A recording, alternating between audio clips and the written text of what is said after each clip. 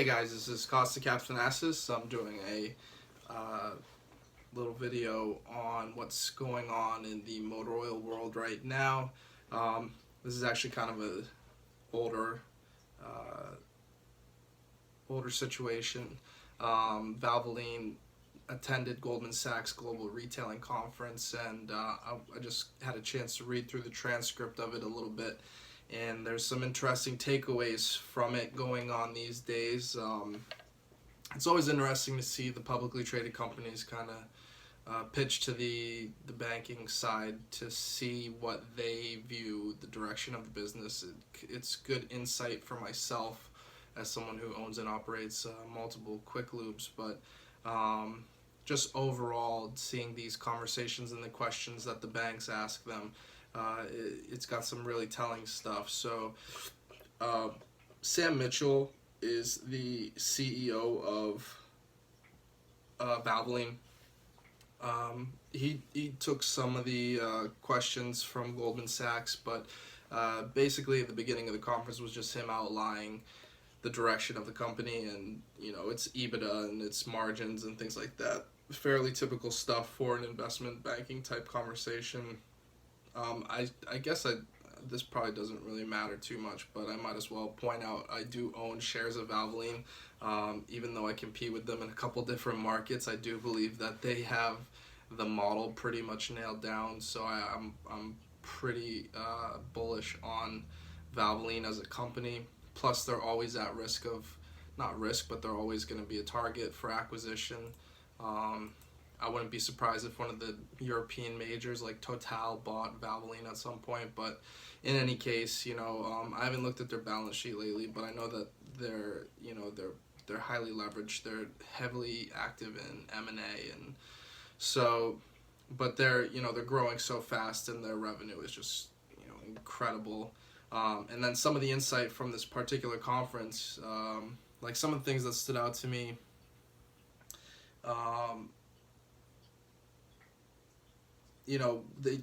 Mr. Mitchell did mention that their EBITDA is going to stay flat for the next 3 years, which is interesting. But at one point, he did mention in this conference that they pass on the cost of the increases of the raw materials. So that's something that I've always known is something that customers notice. When your price of your oil change goes from $69.95, and then within 5 years you're up to some locations being $89.95 for a full synthetic oil change. It's pretty obvious what's going on. There were a ton of price increases in 2018, and I tried my best not to pass on any costs if I didn't have to, but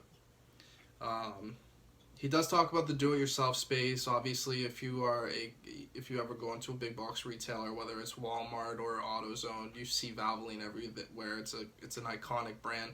Ironically enough, I'm wearing a Texaco hat right now, but Valvoline, if you listen to this, send me a hat. I'd love a Valvoline hat.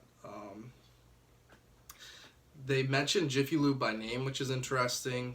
They talk about how Jiffy Lube is 100% franchise owned, and they view that as a liability versus them, who they operate a lot of the corporate stores, and their franchises are larger, multiple unit owning franchises, whereas there are a bunch of Jiffy Lubes where it's just a single owner.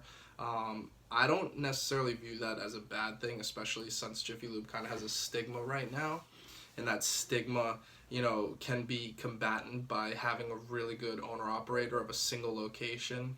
A bunch of these Jiffy Lube guys made their money back in the day when oil change intervals were 2,000 miles, and some of them probably don't care, at least based on their actions. But in any case, Anthony Puckett is the president of the Quick Lube part of Valvoline, so he got into some of the nuts and bolts of the actual business. It's super interesting.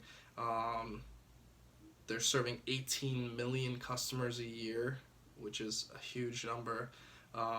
Some of the interesting stuff to me, and I love this reference, he brings up Chick-fil-A. So obviously, as someone who has built stores from the ground up, there's a ramp up period, and it's more than half of my stores are less than 2 years old, so I'm in ramp up for those stores. And it's super difficult when you're in a business that overnight can't be successful. It's just impossible.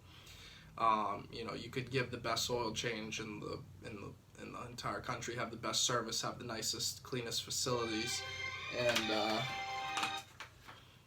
and no one comes in early for their oil change. So you're not going to get that customer, even if you got a customer on grand opening, if you got a customer that first week, that first month, they're not coming back until they're due for another oil change. So Mr. Puckett mentioned Chick-fil-A having a line around the building the second that they open up.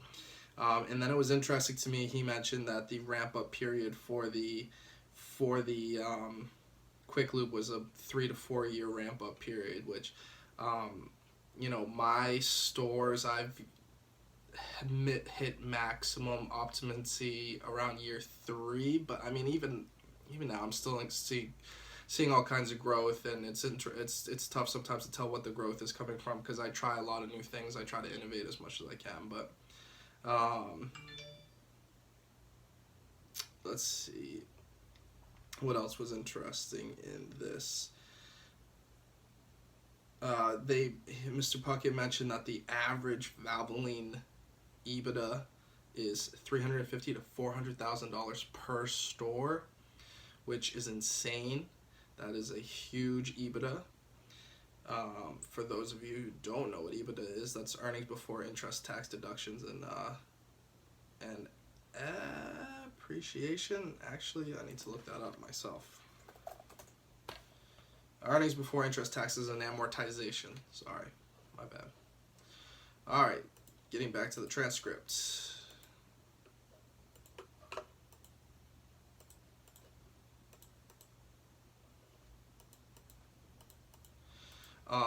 Another interesting point from Mr. Puckett was,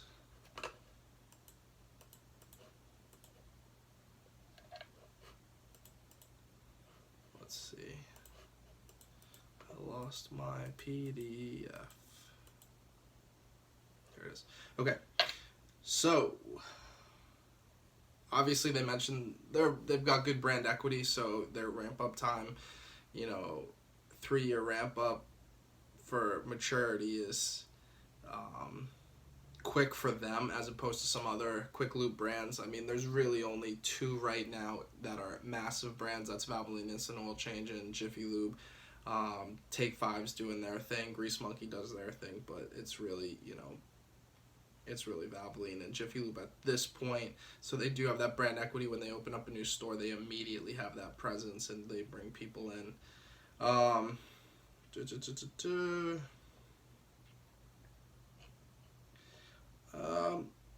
Nothing else really was sticking out to me. Go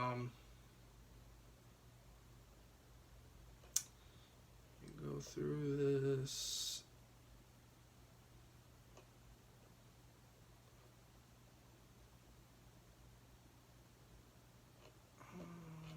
Talks a little bit about vertical integration, which is kind of like what a lot of people are doing. It's something that I'm trying to do myself. I now manufacture my own filters.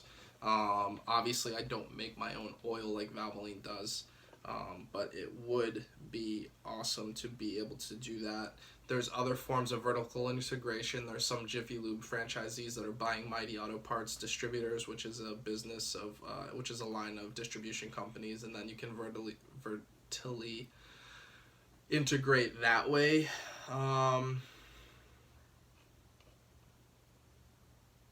They talk about their technology. Valvoline's always ahead of the game in technology. Valvoline's always ahead of the game in training their guys.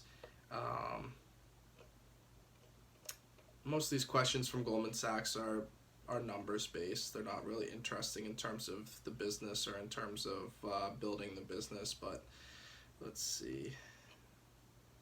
Yeah, nothing really else going on in this. The transcripts are available. I can provide a link to the transcript in the description if you want to read it. Because Valvoline's a publicly traded company, all this information is available. So,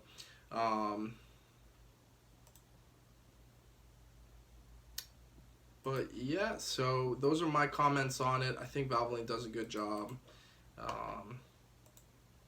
You know, I compete with them in a few different markets. We get a bunch of their customers from time to time just from being a little bit faster, a little bit friendlier, They do have large sales goals and average ticket goals, so that can impede on the customer service. But for the most part, to that point, the last thing I'll mention about this conference call is that Mr. Puckett did mention something about when they have two bay operations that do too many cars, they will go into that same market with another store, which I thought 40 is an interesting number, because our Harrisburg store can pound out a 50 car day with two bays, no problem. And I don't think that, I think 40 is a weird number, because 40 is really not that many cars. Now they have 100 car stores where they definitely would need to, 70 to 100 cars definitely would need two stores in that market to preserve the customer service. But